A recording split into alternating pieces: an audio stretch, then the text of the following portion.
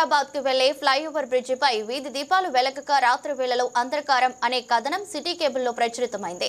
ఈ కథనానికి municipal commissioner ఆయుష్ స్పందించారు. జమ్మికుంట నుండి హుజూరాబాద్ కు కొత్తపల్లికి వెళ్లే ఫ్లైఓవర్ బ్రిడ్జి నిర్మాణంపై ఉన్నటువంటి విద్యుత్ దీపాలు వెలగక చాలా రోజులు గడుస్తున్నప్పటికీ అధికారులు పట్టించుకోకపోవడం వల్ల అనేక ప్రమాదాలు జరుగుతున్నాయనే కథనం సిటీ కేబుల్ లో ప్రచురితమైంది.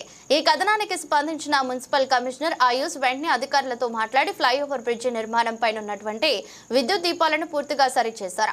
అనంతరం మున్సిపల్ కమిషనర్ ఆయుష్ మాట్లాడుతూ జమ్మికుంట మున్సిపల్ పరిధిలో ఏ సమస్య ఉన్నా తన దృష్టికి తీసుకుని రావాలని, వెంటనే ఆ సమస్యను పరిష్కరించే విధంగా చర్యలు తీసుకుంటానని పేర్కొన్నారు. అదేవిధంగా ప్రధాన రహదారిపై ఉన్న షాపుల యజమానులు రోడ్లను ఆక్రమించి తమ వస్తువులను పెట్టడం వల్ల ట్రాఫిక్ కు తీవ్ర అంతరాయం కలుగుతుందని పలుమార్లు వాళ్లకు చెప్పినప్పటికీ పట్టించుకోవటం లేదని, ఈ విషయంపై షాపు యజమానులపై చర్యలు తీసుకోవడం జరుగుతుందని పేర్కొన్నారు. సమస్యల పరిష్కారంలో సిటీ కేబుల్ ముందంజలో ఉందని ఆయన కొనియాడారు. ఈ ఫ్లైఓవర్ పై చాలా రోజుల నుండి అయితే స్ట్రీట్ లైట్స్ ఉన్నాయో అవి రావడం లేదని, వెలగడం లేదని, సో తద్వారా రాత్రిపూట వెళ్ళే వాహనాలకు యాక్సిడెంట్ జరిగి చాలా మందికి ప్రమాదాలు జరుగుతున్నాయని మనకు సిటీ కేబుల్ వారు మరియు మిగతా చాలామంది కూడా దృష్టికి తీసుకురావడం జరిగింది.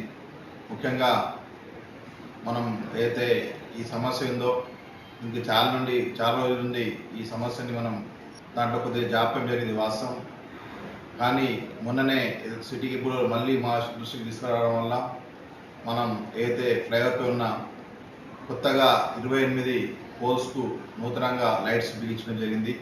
తద్వారా చాలామంది ప్రజలకు ఏదైతే రాత్రిపూట ప్రయాణాలు చేస్తున్నారో వారందరికీ కూడా ఎటువంటి ఇబ్బందులు కలగకుండా మరియు ప్రమాదాలు జరగకుండా అన్ని రకాల చర్యలు మున్సిపల్ ద్వారా తీసుకోవడం జరిగింది.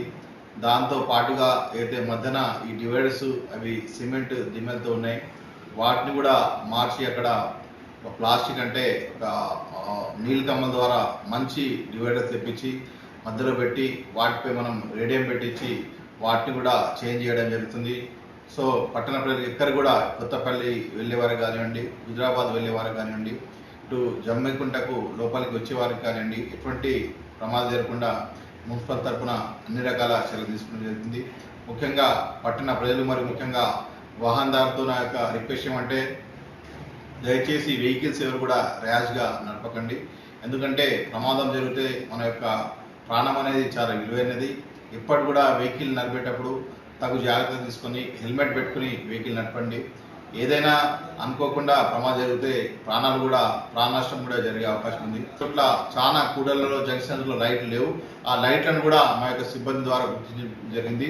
ఒక 15-20 డేస్లో మిగతా ఏదైతే జంక్షన్స్లో లైట్లు పాడైపోయినాయో వాటిని కూడా కొత్తవి కానీ మరి రిపేర్ చేసి కానీ మళ్ళీ వాటిని బిగించడం జరుగుతుంది. ఎక్కడ కూడా టౌన్లో ఎక్కడ కూడా లైట్లు వెలగకుండా ఉండవు. తప్పకుండా ఈ 15-20 డేస్లో మాత్రమే ఈ యొక్క ప్రక్రియ పూర్తిగా చేస్తాం.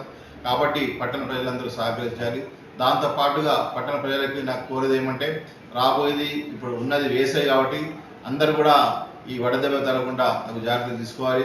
ముఖ్యంగా మంచినీటిని పొదుపుగా వాడాలి. ఎందుకంటే వడదెబ్బ మీరు తెలుసు, సమయం 12 గంటలు దాటిన తర్వాత ఈ యొక్క వడగాల్పులు వచ్చే అవకాశం ఉంది. కాబట్టి పట్టణ ప్రజలు కూడా అన్ని రకాల జాగ్రత్తలు తీసుకోవాలని కోరుతున్నాను.